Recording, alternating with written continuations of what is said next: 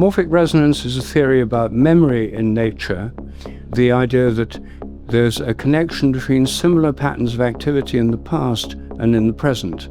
There's a kind of resonance across time. And so morphic resonance, I think, underlies mantras, rituals, which are the reenactment of particular patterns of activity, like the Jewish Passover, the Christian Holy Communion, the American Thanksgiving dinner. Many of these seasonal rituals are about remembering key events in the history of the group. And by doing it in a similar way as possible, the participants in it will connect with those who've done it before. By morphic resonance, it would provide a way in which they are literally connected. There's a literal presence of the past.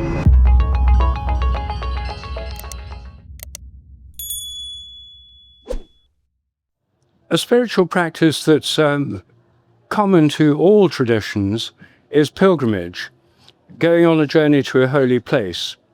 And our ancestors were hunter-gatherers who moved around the landscape on annual cycles, and they went to particular places where they told the story, like in the Australian Aboriginal songlines. They sang the story. And when the settled agriculture began through the Neolithic Revolution, people still had sacred places they went to.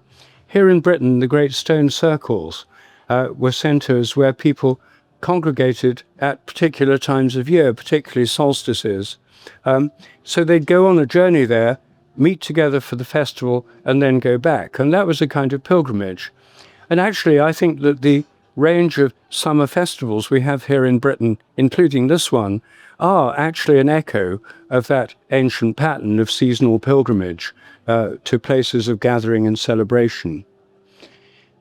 And there's a thing about holy places that if people go there and meditate and pray there, go there for visions, over the generations, there's a kind of memory builds up in the place. I'm not suggesting it's actually etched in the stones. I'm suggesting when we go there, we come into morphic resonance with other people who've been in that same place and pick up a kind of memory of the place. Morphic resonance is a theory about memory in nature, the idea that there's a connection between similar patterns of activity in the past and in the present. There's a kind of resonance across time. I think that the so-called laws of nature are more like habits, that each species has a kind of collective unconscious or collective memory, a bit like what Jung called the collective unconscious, and that through morphic resonance, by ourselves resonating with ourselves in the past, that our own memories depend on morphic resonance. I don't think they're stored inside the brain, which is the standard scientific assumption. And so morphic resonance, I think, underlies mantras, rituals, which are the reenactment of particular patterns of activity, like the Jewish Passover, the Christian Holy Communion, the American Thanksgiving dinner. Many of these seasonal rituals or rituals of Thanksgiving or commemoration are about remembering key events in the history of the group, like the Passover in Egypt for Jewish people, like Jesus' Last Supper with his disciples, like the first Thanksgiving dinner of the American settlers in New England, and reenacting that initial act in subsequent year after year. And by doing it in a similar way as possible, the participants in it will connect with those who've done it before.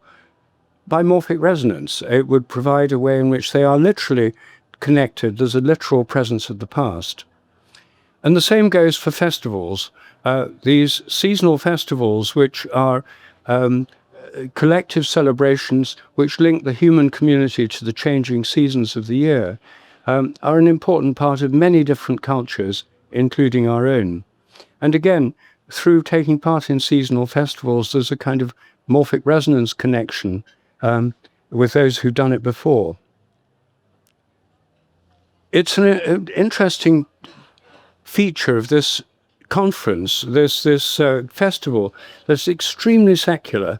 The culture of this festival is incredibly secular. I think that's why when I suggested a title involving the word God, it was immediately deleted and replaced with the supernatural. But tomorrow is one of the greatest festivals in the Christian calendar, has been celebrated in Britain for many generations. It's Pentecost or Whitsun. Until, I don't know what, 10, 20 years ago, this holiday weekend always coincided with Pentecost. But then rationalists and secularists said, oh, well, why on earth should a public holiday be tied to the religion of a particular group of people? It should just be fixed to a calendar date. It's awkward to have it moving around. The reason it moves around is because it's 50 days after Easter, and Easter's a movable feast because it depends on the moon. Easter is the first Sunday after the first full moon after the spring equinox.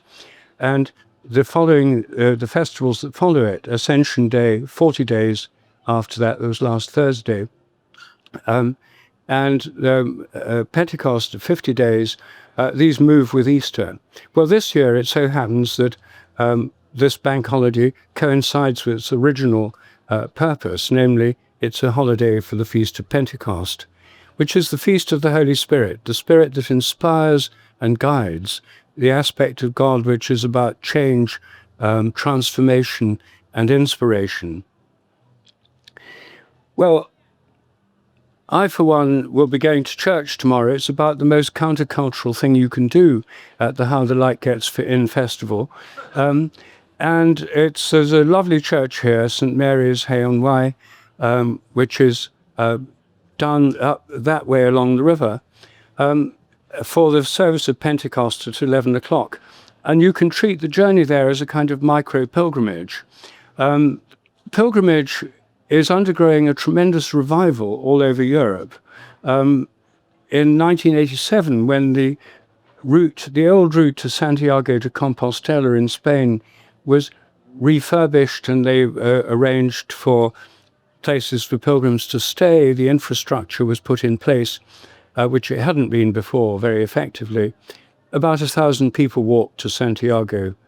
In 2019, 350,000 people walked to Santiago de Compostela, and they were certainly not all devout Roman Catholics. In fact, a lot of them were agnostics, atheists, people who are spiritual but not religious.